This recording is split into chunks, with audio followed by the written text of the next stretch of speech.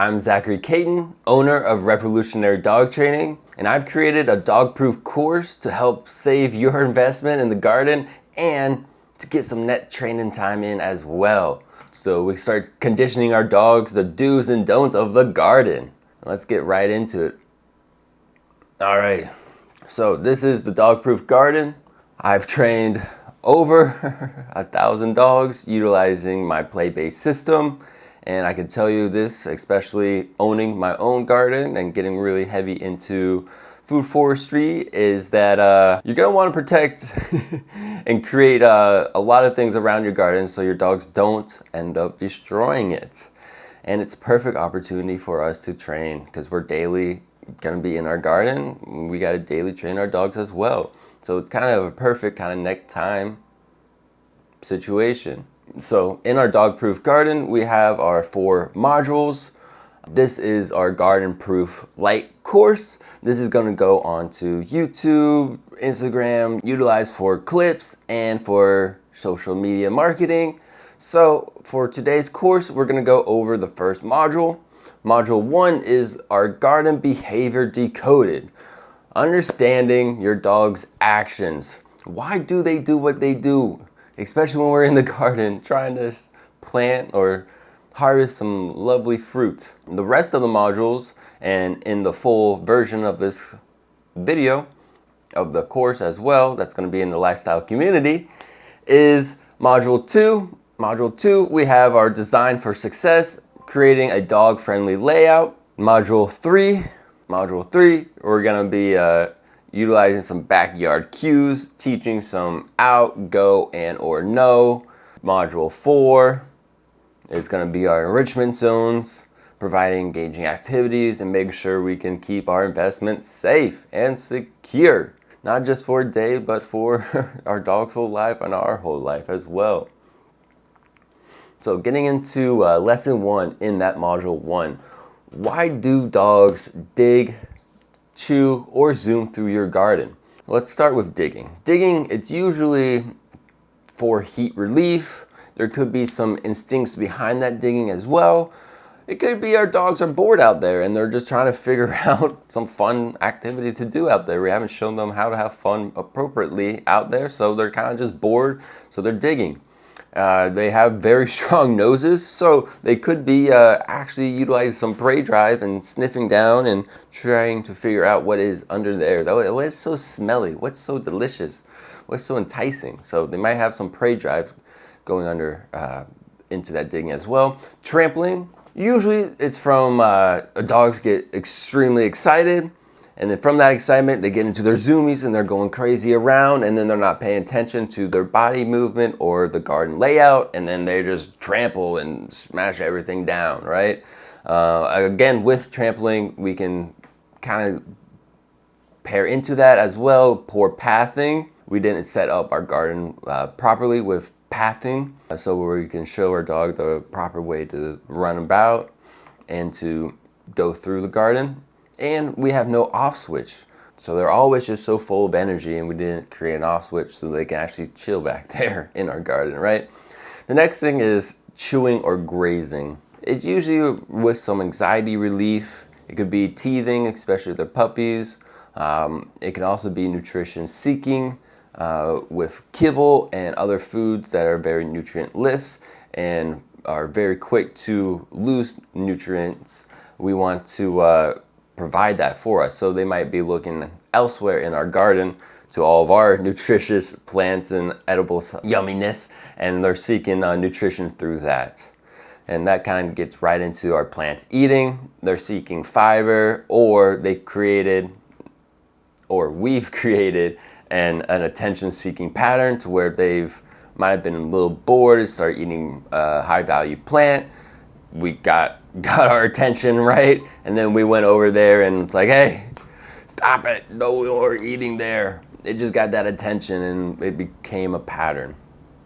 Let's get a little bit more into that trampling versus digging and understanding the difference, because understanding the difference is going to be key when we set up or redesign our garden. Trampling is often just a side effect of super excitement or our poor garden layout. So we can fix that with understanding how to control excitement and how we can design our layout a little bit better. Digging is more intentional. So trampling is kind of just like a side effect, accidental. They're not meaning to do it. It just kind of happens in the moment. Digging, it's a little bit more intentional. They have a goal. There's a rhyme or reason behind that digging. It just might not be the best spot for them to do it, and it could be harming our plants. And dogs, they trample plants when they're chasing something, they're doing zoomies around, and when there's no paths defined, right? So there's not really a known path or way for them to go through our area. They're just gonna make it themselves. And we can easily reduce this just by shaping the paths and rewarding any calm movement. Lesson 2. The problem, the real problem isn't the behavior. It's actually the pattern, right? Your dog isn't bad. They're just repeating a pattern that worked. Your dog returns to what feels rewarding or relieves pressure. A behavior becomes a habit the more it works. So every time we go out in our garden and the dog is chewing, it feels relieving, it feels rewarding. Each time we go out there and we don't say anything about that, or it just gets reinforced on its own, the more it becomes that pattern, that stronger habit.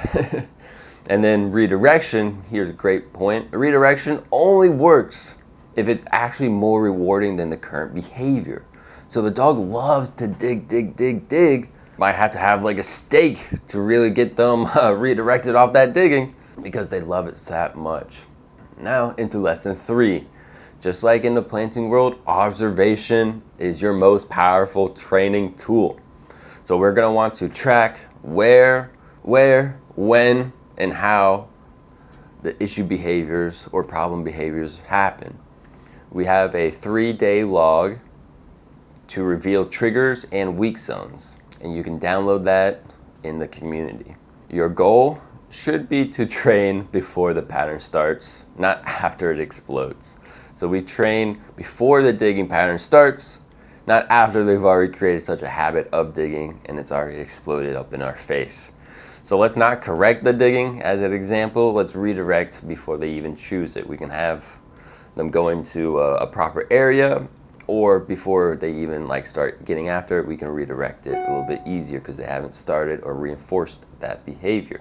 So let's redirect with purpose, not punishment.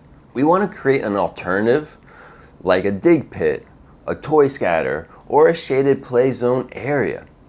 We can pair it with our cues that we're going to be building upon in later modules. Go from the bed, and then we can even say go to your dig zone. So out from the bed and then go to your dig zone. Really start lifeguarding and coaching and guiding them the do's and don'ts. We want to reward calm garden behaviors. So if they're appropriately chewing toys or sticks or bones, sniffing in the right areas, or just laying in the shade, let's reinforce that.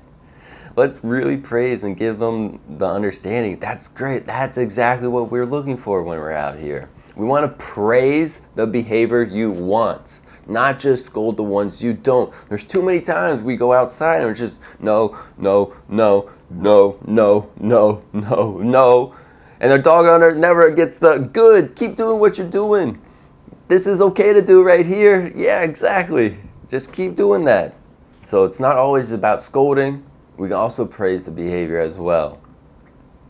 Now for our action steps, and this is closing our module 1, we want to set up our dog enrichment zones with plant and accessory objects. So there's plenty of edible plants that they can eat and it's beneficial, or sensory objects that are great for them to participate in and not cause destruction or mayhem or chaos out in our garden. We should then practice as well our out and our go cue in our backyard garden. So they start getting conditioned and understanding when we say out, our follow through happens, and this is the end result of the behavior we're looking for. When we say go, this is how we help, and this is the end result we get. Dogs learn in pictures. We would try to show them the pictures. Then we want to utilize our 3-day log. So let's track this behavior for 3 days to really build up our consistency with our dogs. And that is the end of module 1. That is the end of our garden light course. I hope you guys enjoyed it, got a lot of good information from it, and start understanding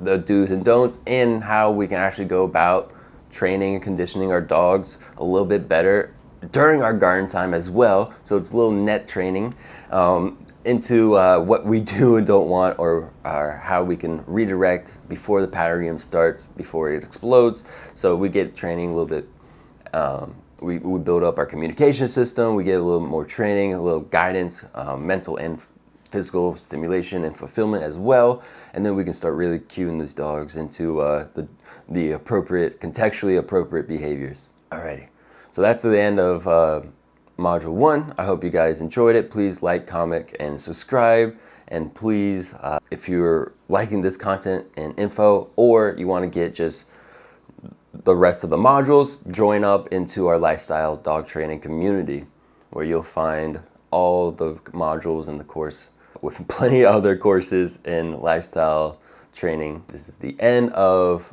the YouTube, the free light course. Get out there and have fun in your guys' garden. Get some good training in.